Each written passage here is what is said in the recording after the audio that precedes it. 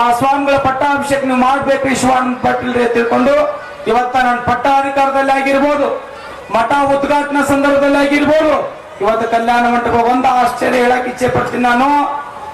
ನಾವು ನಿನ್ನೆ ದಿವಸ ಕಾರ್ಯಕ್ರಮವನ್ನು ಕಲ್ಯಾಣ ಮಂಟಪದಲ್ಲಿ ಮಾಡಿದ್ದೇವೆ. ಇವತ್ತ ನಮ್ಮ ಭಾಗದ ಸಚಿವರು ಶಿವಾನಂದ ಪಾಟೀಲ್ರು ಕೇವಲ 10 ತಾಸದಲ್ಲಿ ಈ ಬೃಹತ್ವಾಗಿರ್ತಕ್ಕಂಥ ಈ ಮಂಟಪವನ್ನು ತಯಾರು ಮಾಡಿದ್ದಾರೆ. ಅವ್ರಿಗೆ ಕೋಟಿ ಕೋಟಿ ಧನ್ಯವಾದಗಳನ್ನು ಹೇಳಕ್ಕೆ ಇಚ್ಛೆ ಪಡ್ತಾ ಇದ್ದೀನಿ.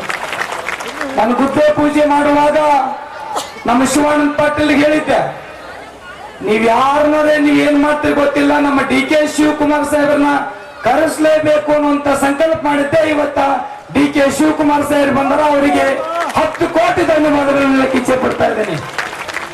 ರಾಜ್ಯದ ಉಪಮುಖ್ಯಮಂತ್ರಿಗಳು, ನೀರಾವರಿಯಲ್ಲಿ ಹಲವಾರು ಕೆಲಸ ಕಾರ್ಯಗಳು, ರಾಜ್ಯದ ಕೆಲಸ ಕಾರ್ಯಗಳನ್ನು ಬೆಂಗಳೂರಿನಲ್ಲಿ ಇದ್ದುಕೊಂಡು ಇವತ್ತು ಮನಗುಳಿಯ ಒಂದು ಸಣ್ಣ ಮಟ್ಟಕ್ಕೆ ಬಂದಿದ್ದಾರೆ ಅಂದ್ರೆ ನಾವೆಲ್ಲ ಮನಗುಳಿಯ ಶಿಷ್ಯರಿಂದ ಆ ಭಾಗದ ಭಕ್ತರು ನಾವೆಲ್ಲ ಪುಣ್ಯವಂತರು ಅಂತ ಮಾತನಾಡಲಿಕ್ಕೆ ಇಚ್ಛೆ ಪಡ್ತಾ ಇದ್ದೇನೆ.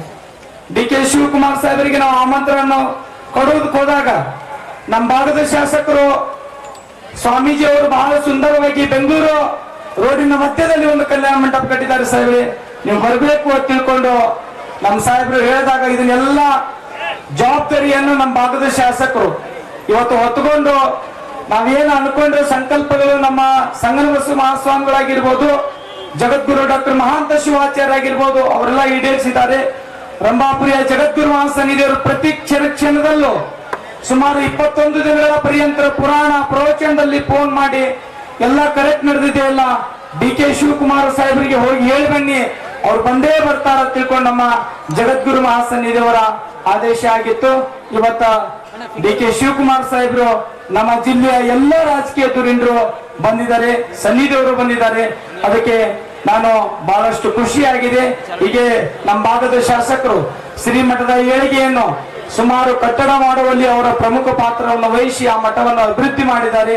ಹಾಗೆ ಜಗದ್ಗುರು ಮಹಾಸನ್ನಿಧಿಯವರ ಆಶೀರ್ವಾದ ಶ್ರೀಮಠದ ಮೇಲೆ ನಮ್ಮ ಮೇಲೆ ಇರಲಿ ಅನ್ನುವಂತ ಮಾತನ್ನು ತಿಳಿಸಿ, ಹೀಗೆ ರಾಜಕೀಯ ಎಲ್ಲ ಬಂದಿರತಕ್ಕಂತ ಧುರೀಣರು ಅವ್ರಿಗೇನ ಸಂಕ್ಷಿಪ್ತವಾಗಿ ನಾನು ಆಮಂತ್ರಣ ಕೊಟ್ಟು ಕೇಳ್ಕೊಂಡು ಬಂದಿದ್ದೆ, ನೀವು ಬರ್ಬೇಕು ಅಂತಂದಾಗ ಆಯ್ತು ಸ್ವಾಮೀಜಿ ಬಂದೇ ಬರ್ತೀವಿ ತಿಳ್ಕೊಂಡು ನಮ್ಮ ಶ್ರೀಮಠದ ಪರಮ ಶಿಷ್ಯರು ಅಶೋಕ್ ಮನಗುಳಿ ಅವರು, ಅವರ ಈ ಮಠದ ಪರಮ ಶಿಷ್ಯರು, ಅವ್ರ ಮನೆ ಗುರುಗಳು ನಾವು ಎಂ.ಸಿ. ಮನಗುಳಿ ಅಜ್ಜ ನಮ್ಮ ಪಟ್ಟಾಧಿಕಾರದಲ್ಲಿ ಅವರು ಜವಾಬ್ದಾರಿ ವಹಿಸ್ಕೊಂಡು ಅವರು ಸೇವಾ ಮಾಡಿದ್ದಾರೆ.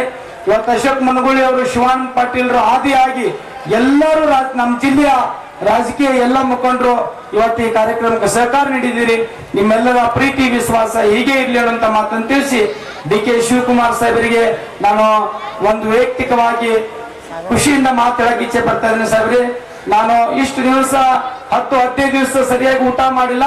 ಇವತ್ತ ಜಗದ್ಗುರು ಮಹಾಸನ್ನಿಧಿಯವರನ್ನು ನೋಡಿ, ನಿಮ್ಮನ್ನು ನೋಡಿ ಒಂದ್ 4 ರೊಟ್ಟಿ ಹೆಚ್ಚಿಗೆ ಉಂತೀನಿ ಅನ್ನುವಂತ ಮಾತನ್ನು ಹೇಳಲಿಕ್ಕೆ ಇಚ್ಛೆ ಪಡ್ತಾ ಇದ್ದೀನಿ. ಇದೆಲ್ಲ ಕೀರ್ತಿ ಕಿರೀಟ ಯಾರಿಗೆ ಸಲ್ಬೇಕಂದ್ರ ಶಿವಾನಂದ ಪಾಟೀಲ್ಗೆ ಸಲ್ಲಬೇಕು ಅನ್ನುವಂತ ಮಾತನ್ನು ತಿಳಿಸಿ ಸಮಯದ ಅಭಾವ ಇರುವುದರಿಂದ ನನ್ನ ಮಾತಿಗೆ ವಿರಾಮ ಕೊಡ್ತಾ ಇದ್ದೀನಿ. ಜಗದ್ಗುರು ಮಹಾಸನ್ನಿಧಿಯವರಿಗೆ ಅರ್ಪಿಸ್ತೀನಿ ಅನ್ನುವಂತ ಮಾತನ್ನು ಹೇಳ್ತಾ ನನ್ನ ಮಾತಿಗೆ ಮುಗಿಸ್ತೇನೆ. ಓಂ ಶಾಂತಿ.